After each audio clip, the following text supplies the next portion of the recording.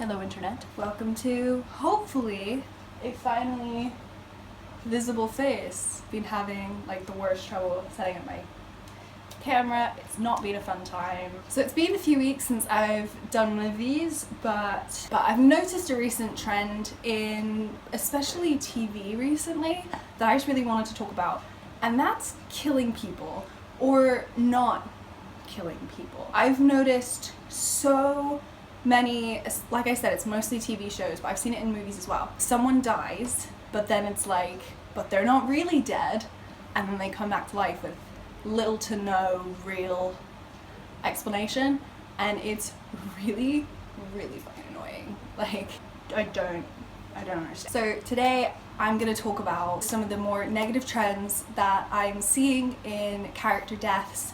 Also, before I get started on this video, I have an announcement to make, so if you stay tuned to the end of the video, you will see my announcement. Oh hey there, it's editing me. Welcome to editing me. So, this video was too long. Like, it's so long. So I've actually had to split it up into two parts. So the first part this week will be on death and resurrection, and next week I'm actually going to talk about how to actually kill your characters and the do's and don'ts of that. So check out next week's video for that. Look forward to this shirt again next week. For the first section of this video, I will be spoiling Stranger Things Season 3. So if you haven't seen it yet, skip ahead to this so you don't even know what section of the topic it comes up in. Okay, so the first thing I am going to talk about is dead people coming back to life, or dead people potentially coming back to life. Like I said when I started this is what inspired me to make this video, because I noticed this so many times, but it just really bothers me. If you're gonna kill someone, kill someone. So obviously the most recent event that made me want to make this video is Stranger Things Season 3, where Hopper dies. No one believes he's really dead. This is a combination of things. It's the fact that it's David Harbour, like he's too famous to kill. It's the fact that we don't actually see him die.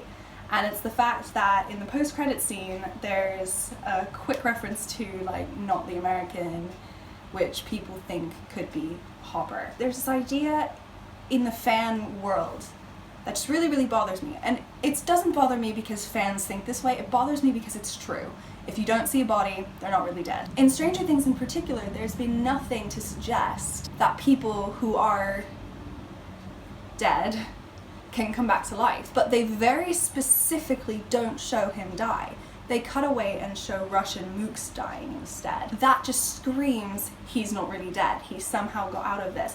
But have you ever seen Misery or read it? If you haven't, you should. It's great. Most people have. There's this conversation between Annie Wilkes and Paul where they talk about bringing the character of Misery back from the dead in the next book. And Annie comes in and starts yelling at him because it makes no sense. That could never really happen. That's a cop-out. You have to do this better. And that's what I think about the Stranger Things death. She doesn't have enough time for Hopper to have gotten out of there somehow. It has been established that the explosion of the machine literally disintegrates anybody in the vicinity. I don't know if they can satisfactorily, my brain is not working, they can bring him back in a satisfactory manner. Does that make sense? And that made me really disappointed when I saw all of these people, talking about how Hopper isn't really dead, is because except for background characters, no one in Stranger Things has really died. Like, if they introduce a new character, Bob died in Season 2 and you kind of knew he was done for because he was the new addition, even though I loved him and was devastated. But none of the main characters have ever died, which sometimes makes it feel unrealistic, like there's no real stakes. So the fact that one of them did die, now obviously they're not going to kill the children, but they'd done it once already. That was the thing. They did it once already with Elle, and now they're doing it again, and I don't know. It's just like, it makes it feel like there aren't any real stakes. Game of Thrones actually ran into a problem with Resurrection when they brought Jon Snow back in Season 6. When he died, no one believed he was dead. But this is Game of Thrones, where everyone dies. They die in the middle of their story arcs. They die just 'cause. They die to shock the audience. Main characters die. But for some reason, when Jon Snow died, nobody believed it. Like, even with the creator saying he's dead, even with Kit Harington saying he's dead, just nobody believed it. And they turned out to be right, but the fact that they turned out to be right is an issue for me. Why can't we commit to killing characters? It would have been devastating if Jon Snow died right then and there. And like, sure, the whole Night King plot probably wouldn't have been as interesting. We wouldn't have had that kind of plot line in the Long Night, sort of.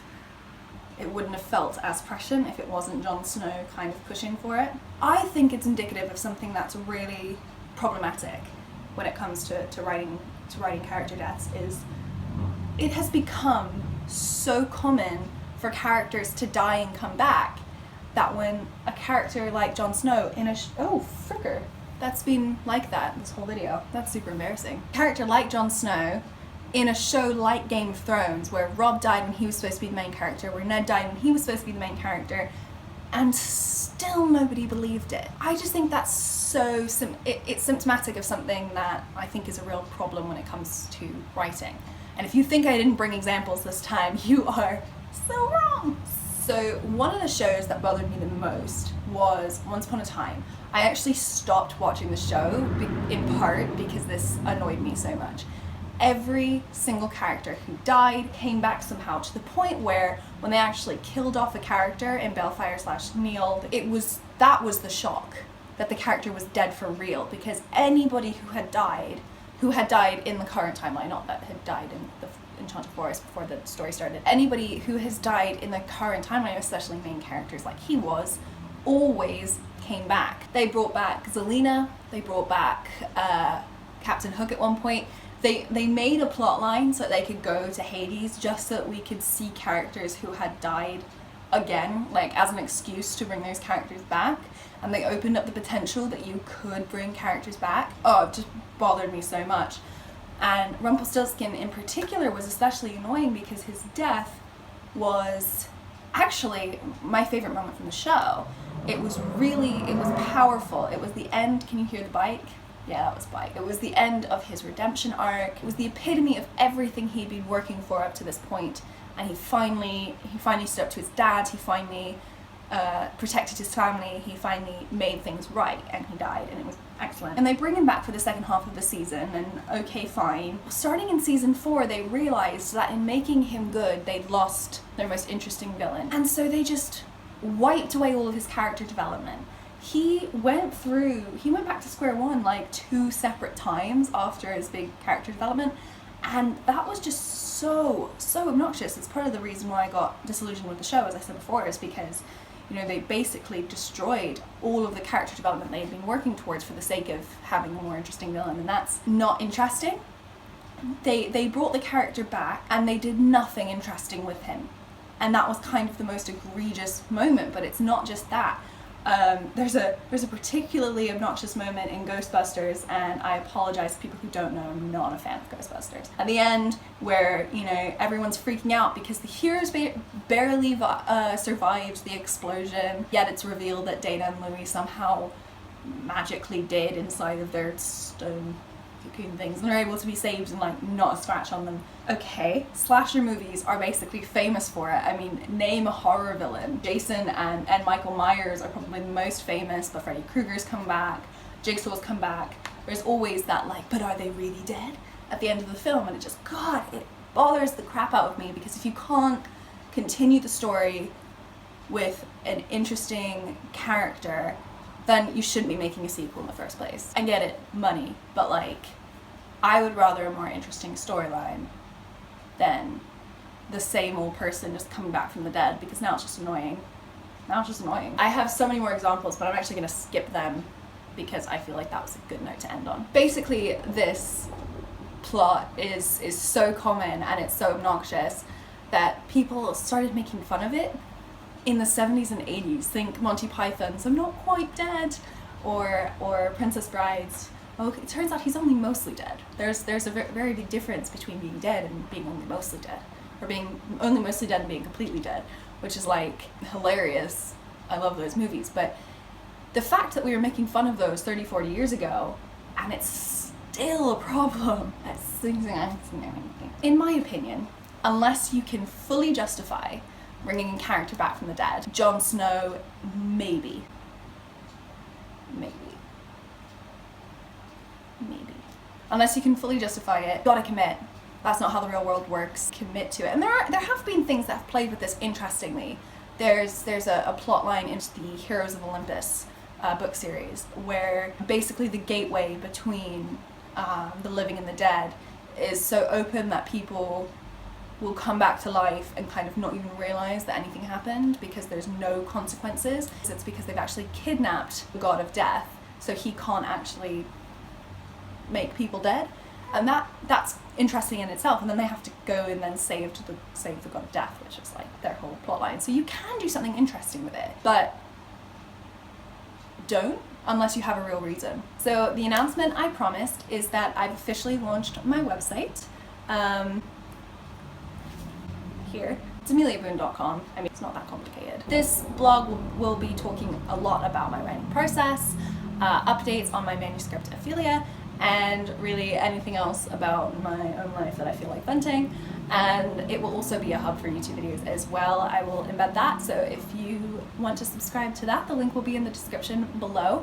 I will also put a link in the description to my newsletters where you'll get updates, you'll be able to suggest things and all that jazz. And basically, it's me finally taking that step to like really try and establish myself, because I'm finally doing something with my writing that I'm really, really proud of.